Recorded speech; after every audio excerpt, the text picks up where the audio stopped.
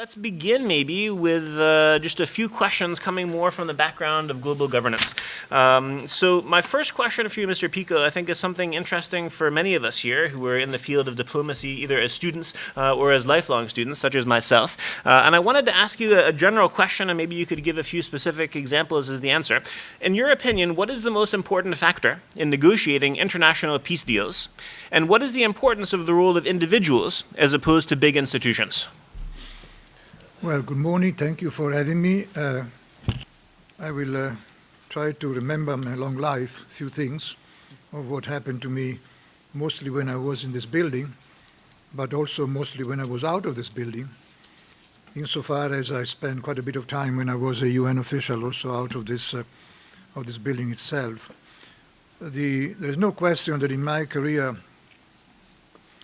what was the most unusual and more unorthodox was the entire operation which led to the freedom of the American hostages in Lebanon, and which had lasted for several years, and how it was managed. The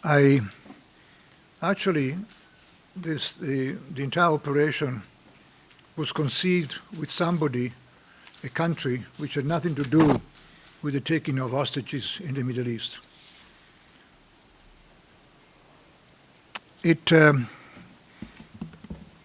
My approach to this was to find out the roots of that particular crisis and try to see if I could go to the origin of that way of thinking of the people who had taken the hostages.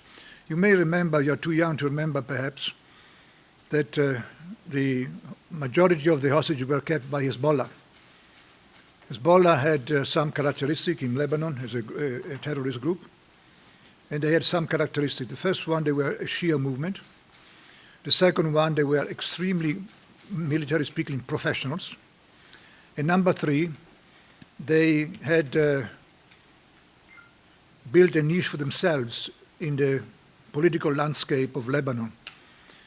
So the governments, of course, of this country and other governments tried in different ways for years to secure the release of the hostages, to no avail.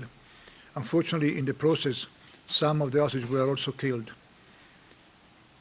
But clearly, after 8 years, it was a long time for the longest-serving hostage to have been kept.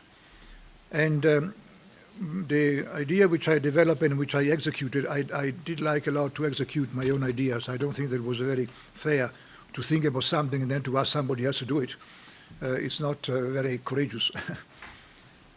So what I thought at that time, and I summarize, of course, I wrote all about this in my books, and it gives the details of step by step, so it's not just a generality. The Hezbollah group was a Shia group, as you know. And so I decided that I would go first there where the Shia power in those days was residing, which was in Iran. And my deal was, what do I give? If somebody in Iran, the government of Iran helps me with this case, what have I got to give? I'm a UN official, I don't have money, I don't have power, so what are my cards? And it took me some time, because I'm not so brilliant, to come up with an idea. And the idea was to think, what was the government of Iran in those days looking for, most than anything else? Can anybody give me a guess? It was no money, it was no blood. It was something much more ephemeral, if you like. Recognition. I beg your pardon? Recognition. Recognition was one thing, yes, could have been, but even more than that, the government of Iran was not yet coming out of a war against Saddam Hussein. The government of Iran wanted to make clear that Saddam Hussein had been the aggressor. He was the guy who started the war, which everybody in the world knew, but nobody wanted to say, not even the big powers. No, they didn't want to say it. So the point was, that was, in my view, was something of interest, and I had the opportunity to have been in touch with the government of Iran, and in fact, for this conversation, which was the genesis and I summarize, of course, of the resolution of the hostage issues, Western hostage issues. I met with the individual that these days has become more famous because he's passed away 2 days ago, President Rafsanjani. And I went to see him. I was very young, but he saw me nevertheless. As you know, in this business, a lot of things to do with age. I tried to avoid the things I could not do anything about. And in my conversation with him, I said, we all know that Hezbollah is holding the hostages. You are the great figure of Shiism in the world at this point. So you are in better position than anybody else to help me out. And then he said, of course, what anybody negotiating would say, what do I get in return? Now, please understand, I am alone. Much younger than now, I'm alone sitting with the president of the country. I have no people with me, I have no team, I have no delegation, I have nothing. I have just the permission from the head of this organization to do what I thought was right. And I said to the president, what you want most at this moment in time, it seems to me, is you want the world to know that in your war with Iran or with Iraq, you did not start the war, which again everybody knew was an open secret. So you want an admission to the world by those who started the war that Saddam Hussein was the initiator of the war against Iran. So I said, if this is what you want, I think that this is a very good prize, particularly why it was easier, in theory it was easier, was because the entire world knew that Saddam Hussein had started the war. I mean, it was as clear as anything. But nobody had the courage, the guts, let alone even the institution to say, you are the initiator of the war, and so let's say it for what it is. I mean, we're talking here about recognition. We're not talking about no money, nothing. So my quid pro quo was something that everybody could have given if they were able to find the right way to do it. And I said, this deal that I suggest to you, I define it with my own words, is going to be called the truth for freedom. I'll give you the truth, you give me the freedom of the hostages. And that's the way it happened. That's the way it happened. It's not that Saddam Hussein accepted to have been the guilty party. No, that of course not the case. Too simple would have been, and impossible also. So the idea was how to have this emerge internationally, that he was the initiator of the war against Iran. And I said, we will put together a team of 3 individuals, and you, Iran, you will sit down with them, and they will come up with a presentation that the international community accepted that Saddam had started the war. That was one side. Of course, the other side was, okay, assuming that we do this, how do I get my hostages back?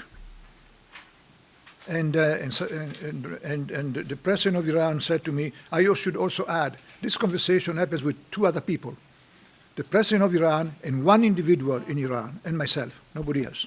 No blah blah, no takers, no stupidity. And he said to me, well, it's very simple. Well, excuse me, how is it very simple? Well, you go to Lebanon, and you go and talk to the people who are holding the hostages. I said, are you kidding? I'm going alone to talk to the people who are holding the hostages? What am I? The next hostage? So what happened was, we have a deal, he said to me. Yes, but can I understand how it works? Because, I'm a lone guy, alone, I have nothing. I don't even have a gun with me, nothing. I went to Lebanon after this conversation with the president of Iran. We shook hands. It was all done on the word. We shook hands. He said to me, you have something to give me. Namely, I want a recognition by the world that Saddam Hussein started the war against me. I said, well, that I'll keep until I'm alive.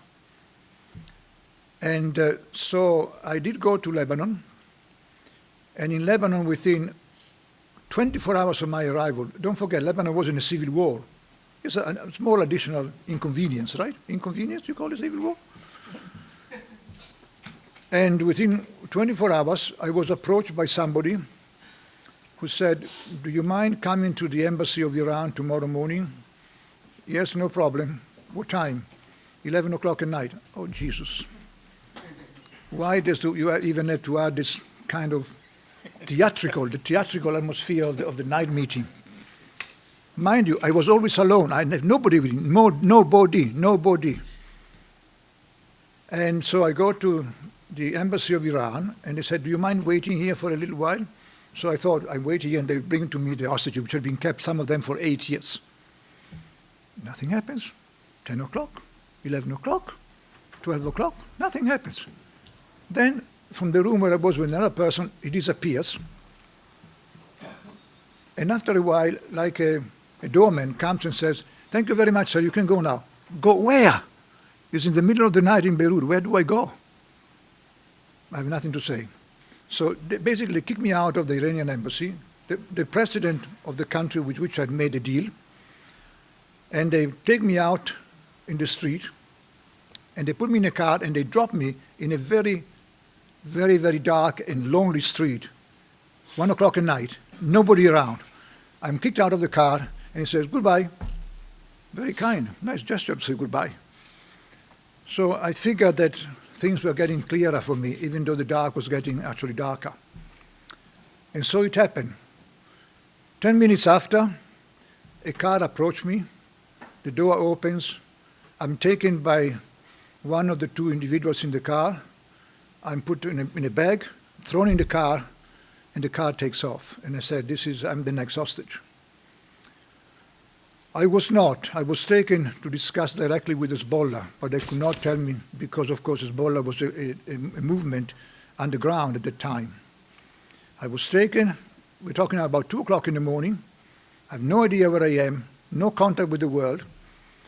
And I was taken to a house where I get into this house, and there are 10 individuals arrayed with machine guns.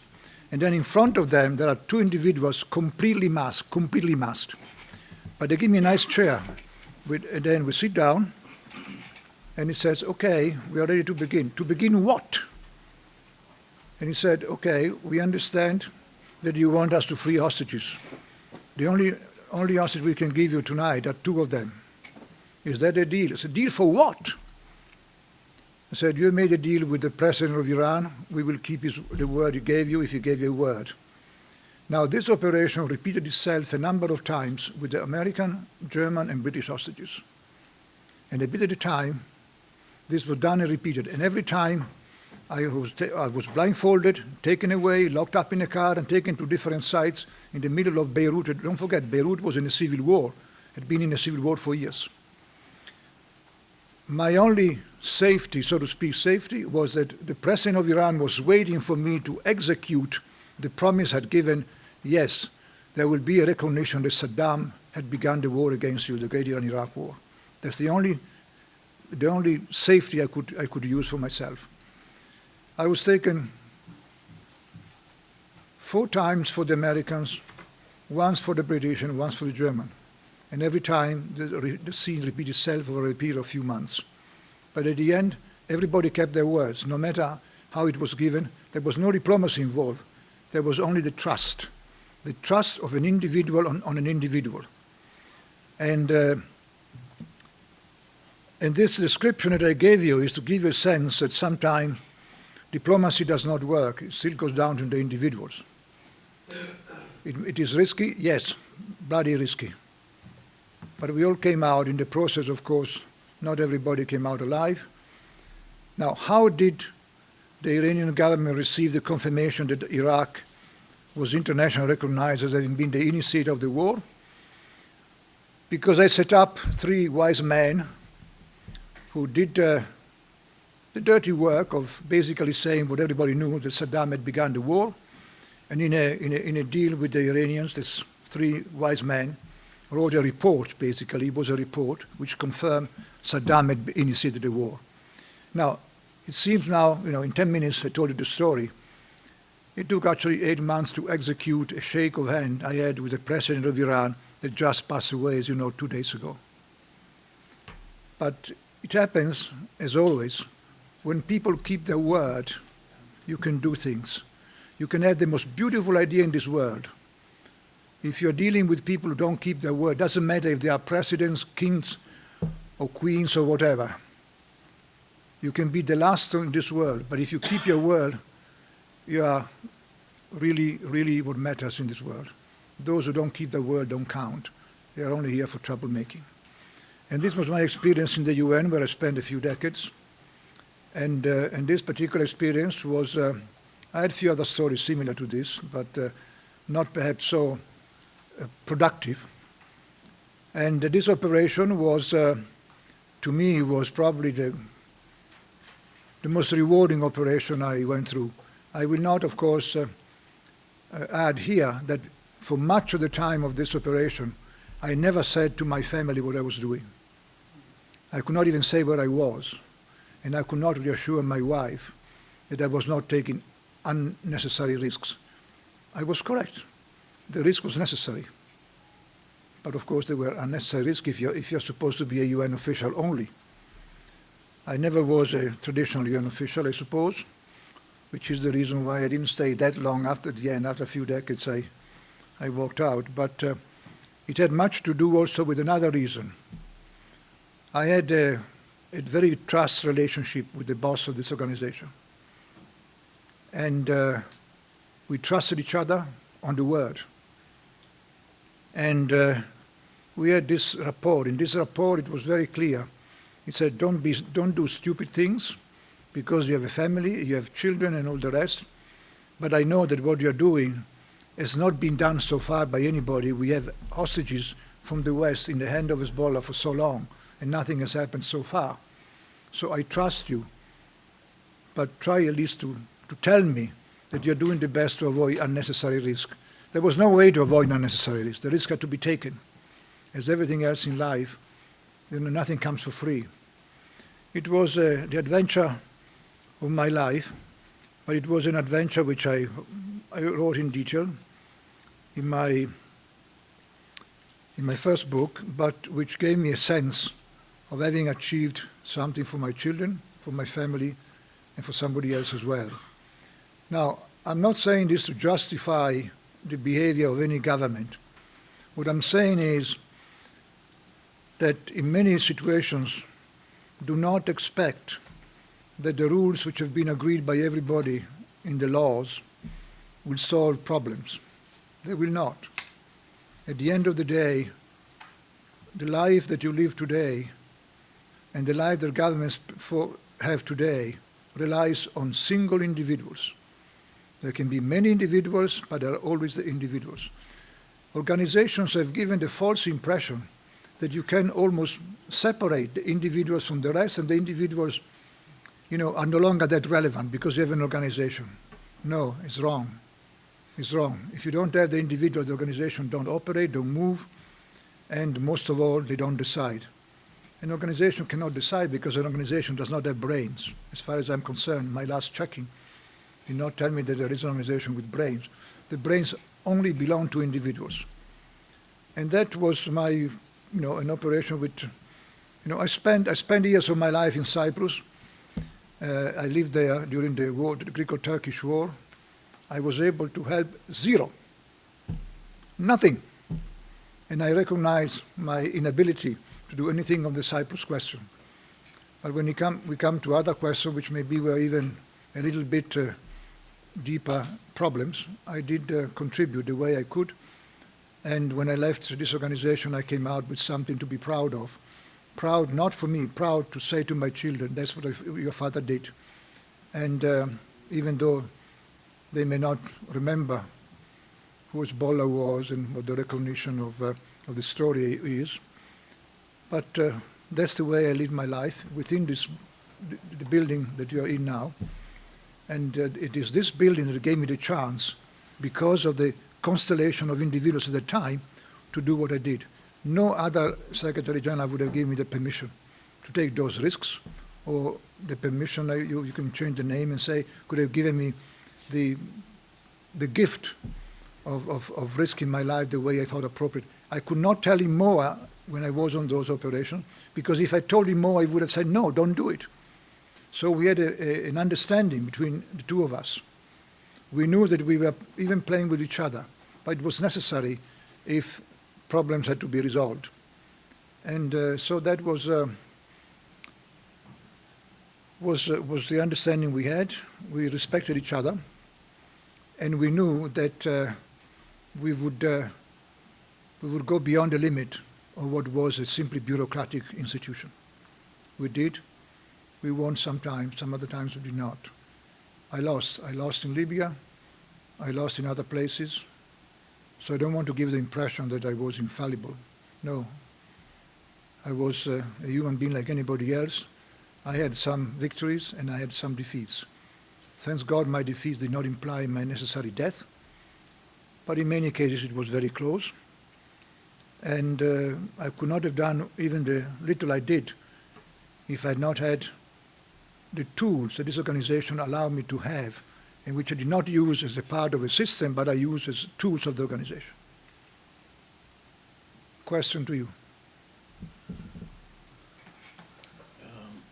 Bitteschön. And please introduce yourselves. My name is Dr. Amir Lakha from London. Yes. I'm the founder and chairman of Humanitarian and Charitable One Trust. Mr. Picco, I have really admired you for your daring nature and your independent thinking, which also got you into trouble sometimes.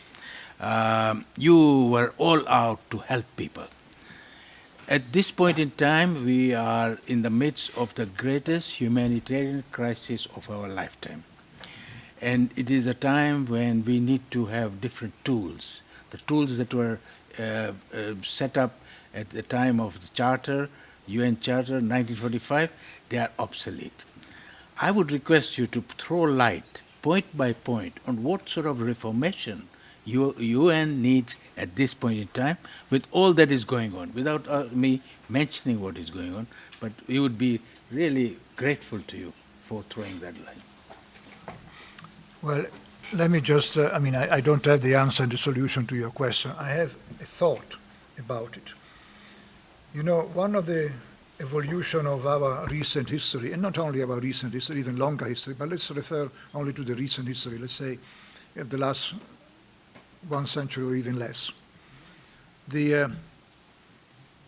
have been exposed to so many conflicts over the last 80 years. And these conflicts have actually come to be because there were 2 major world wars in 1 century. And that those wars, which were global in a sense, global, even World War I at the time was a global war because all the European countries were involved. World War II was even bigger. So I think those 2 wars actually shocked the mentality of humanity. And we got scared to look at something different because it said, how can one single individual be of use when you have a World War II of the dimension we knew it had? So we stopped thinking about the role of single individuals. The only way we thought about the role of single individuals was when they became dictators. But there is, like in everything in life, there is also the opposite. The opposite of dictator was, call it something else, I don't have the name, but there were individuals who could have, in my view, looked at what was going on, no matter how difficult the situation put in front of them was.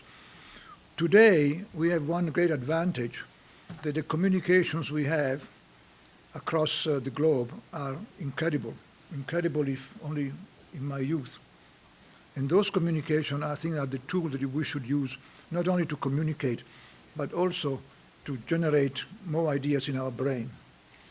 The communications are really to know each other better.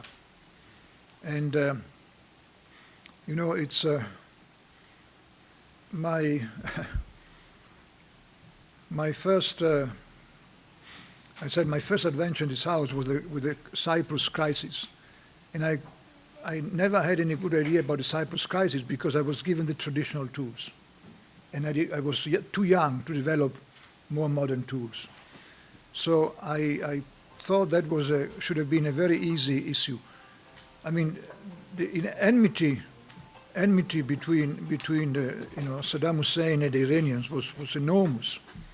They belonged to two different sects of Islam and all the rest, even though I don't think that Saddam was a religious man by no stretch of imagination. I met him, yes, I met him.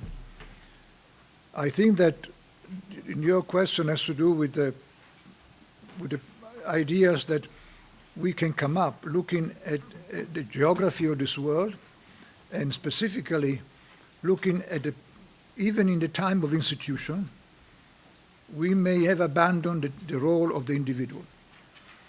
Institutions are very important. Institutions and multilateral institutions are very important. But that does not mean that the role of the individual is either diminished or is gone. And this is, I think, was a great assumption that we all made when we built institutions.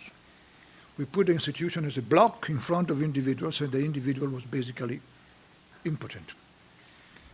So the answer to your question is there are individuals prepared not only to use in the bad sense their right of being individual, but also in the good sense. And I think you have to look to those individuals in the different areas where you operate. When the president of Iran in this meeting at Troyes, the only another person present when we made a deal for the hostages in Beirut, and he asked me at that time, how do you assure me that I will get my request that the world should recognize that it was Saddam Hussein who attacked me. I did not attack him. So, well, I cannot tell you this, first of all, because even if I tell you, nobody will believe me and it will make no difference. So what I did, I set up 3 illustrious professors who sat down with the president of Iran and came to the conclusion to give their own opinion. Their own opinion was, yes, Saddam Hussein had indeed attacked Iran. And it was not the institution per se who said that. It was a nucleus of individuals who put together the story and said, this is the case. The president of Iran accepted that formulation, coming not from the institution per se, but coming from 3 wise men, so to speak. That was my formula. And that was the way to, so to speak, to satisfy the moment. So I called my deal with that president of Iran the truth for freedom. I would find a way to tell him the truth, and he would help me get in the freedom of the American and other hostages. And it worked. It worked quite well, actually. And so that would be, I think the reply to your question would be every time different. It's not a set answer to all this situation. I found myself in different places. I was one day I was asked to fly to a country, always in the Middle East, where the little plane I took to take me there landed in no time because the airport was completely empty. The airport was empty. I got a bit worried when I saw the airport empty. And when I got down the airport, I saw one man coming to my plane, walking on the tarmac.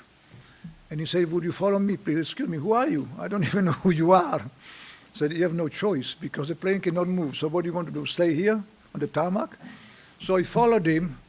He drove me to a hotel in town of a city which was almost a ghost city. Said, there is a room ready for you. I mean, you don't even know why I'm here. They took me to a room, they locked me in, and I was there for 2 days, only with some food. I did not know what was going on. And they kept me there for 2 days until the leader of the country said, now he's ready to see you. Imagine the absurdity. So again, the issue here is that we have to look at the great advantage we have today, or 50 years ago, or 30 years ago, is really the communications. the communication available to individuals, not only to government but also to individuals. And I think we have to exploit also for the good and for the better of mankind, we have to avoid the question of communications. Communication are a tremendous tool, and they can be reduced to communication to individuals, not only to institutions.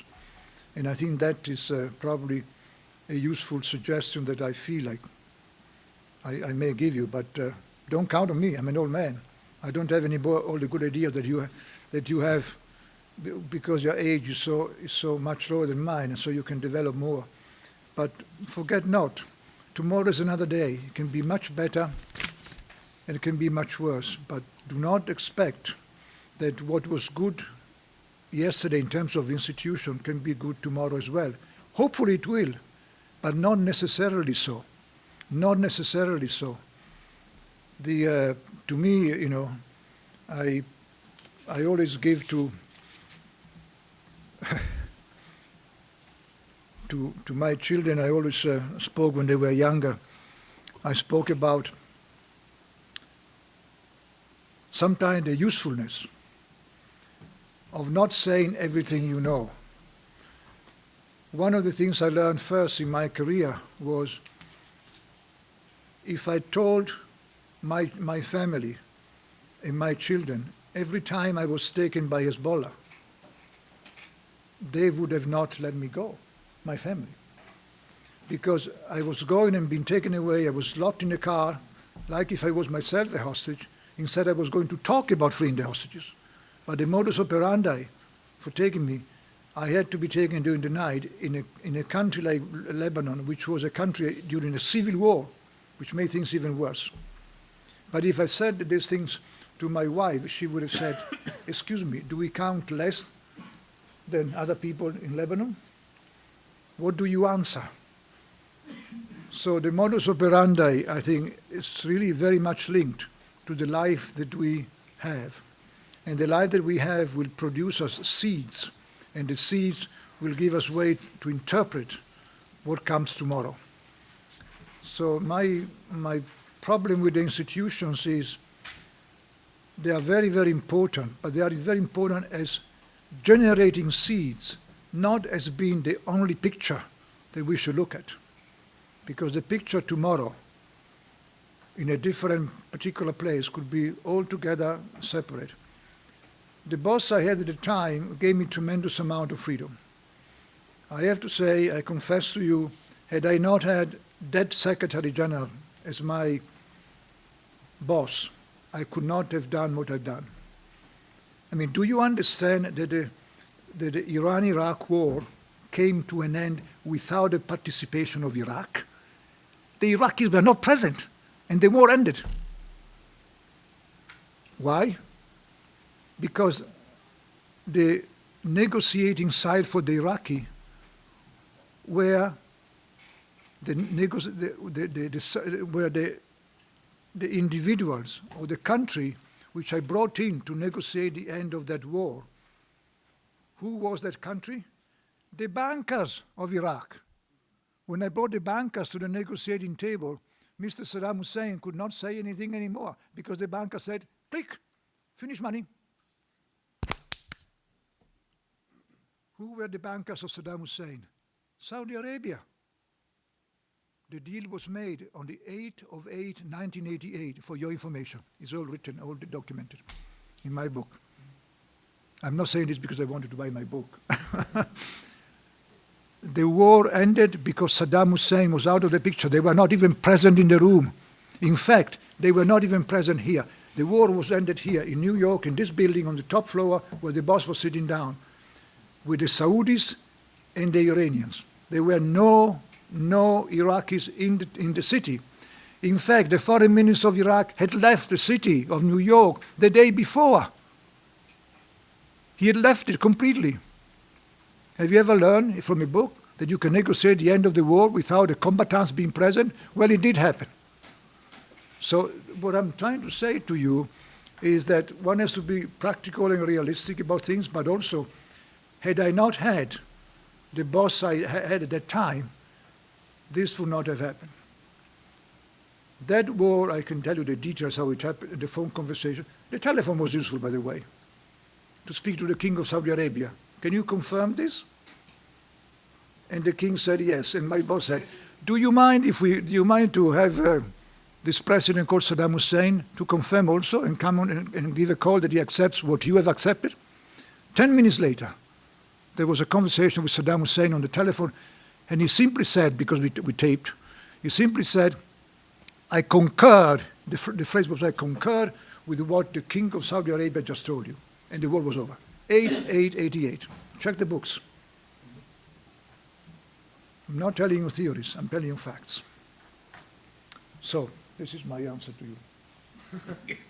Okay, we're running short on time. There's many questions. I think you were next. I'm trying to be democratic, and we may have to conclude there just because our next two speakers are here. Yeah, but sure. Brief, please. Absolutely.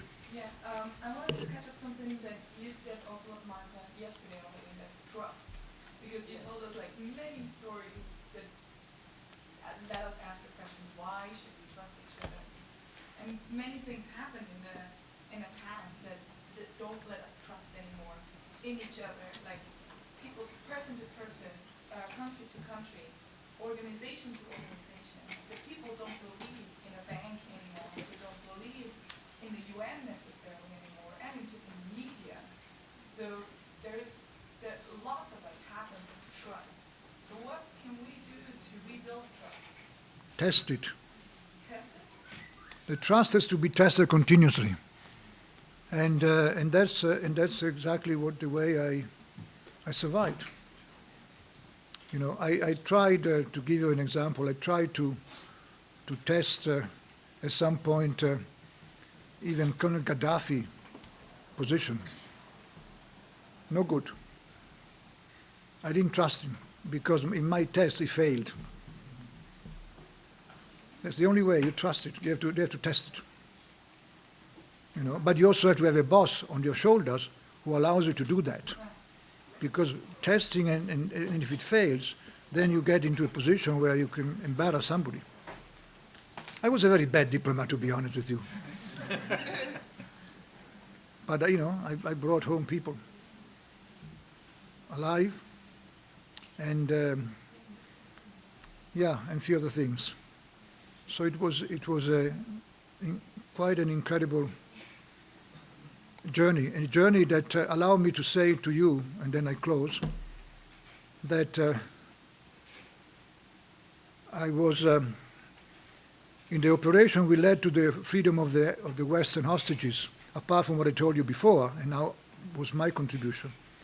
I also received a contribution of a good friend I had in Israel, because I needed also the freedom of some individuals that were kept by Israel, whom he actually delivered promptly on the spot, as we discussed. This Israeli official who dealt with me had a very fancy way of dealing with me. Every time I was flying to Israel, the plane, which would have been a regular plane flying from any place to Israel, the plane would stop in the middle of the tarmac of the airport. And if you know, when you're on a plane, the right door in front is usually open first when you stop, because they take in, you know, the food, take out whatever, and all the rest. The door would stop, an elevator would come up, as it does in every plane, regular planes, and then one individual would come out of this elevator, would come to my seat and say, please follow me. And they would parachute me down, parachute me is an special, and below the plane there was a car. And in the car where I was received, before the plane actually goes to the terminal, I was told, this is your name. So I was given a different name in Tel Aviv airport. And I had to remember that because my reservation at the hotel was under that name. So I was taken down with the car by this friend of mine, friends plural, more than one, but usually one was an important person. And I was driven to a plane, to a hotel, where under that name I had a room under my name. Which is to say, I did work with people across boundaries. And it goes down to what we were saying before, that you have to find the right people and the right time in the right place, because nobody can do everything alone. So every time I had a different name, and very few people know actually this dimension of my activity. I had a good Israeli friend who, by the way, became 90 years of age last week. 90. You know what I mean? He became 90. He was a wonderful friend. We had wonderful cooperation. And that to add, and then I close, my concept of friends and enemy was always a very personal definition. Because, you know, there may be very bad people in some place and very good people in some other places, but nobody in no place is always completely good. And, you know, and everybody is completely bad. By and large, yes, but not everybody. So the question is, you can find good people in many strange places, and you can find bad people in many strange places too. So keep your eyes open, and don't take don't take anything for granted. But remember, at the end of the day, we all go to the same place. So maybe it's good to be, you know, to be good people on our passage through this earth. Thank you. Let's express our sincere gratitude for